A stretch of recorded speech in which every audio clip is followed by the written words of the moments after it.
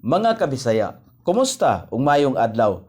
Kini na usab ang inyong higala, kabisaya Nonoy B, ang magpaambit kaninyo sa mahinungdanong butang ang pulong sa Dios. Karong adlaw atong pagatun-an ang John chapter 6 verse number 63 nga nagkanayon. Ang espiritu mao ang nagabuhi. Ang unod walay kapuslanan. Ang mga pulo nga akong gisulti nga na kaninyo sila espiritu ug sila kinabuhi.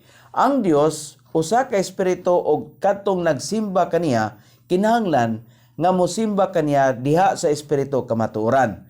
Gani ang unang Korinto kapitulo 15 bersikulo 44 nagkanayon man, kini gipugas nga usa ka natural nga lawas. Kini gibanhaw nga usa ka espirituhanon nga lawas. Adunay natural nga lawas ug adunay espirituhanon nga lawas.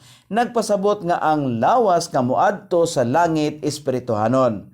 Ang nag-una nga katuyuan sa mga pagtuon sa Biblia mao ang pagkuha sa pulong sa matag usa kanato aron kita adunay usa ka labing maayo nga kinabuhi dinhi sa yuta o kinabuhing dayon didto sa langit. Salamat ug maayong adlaw.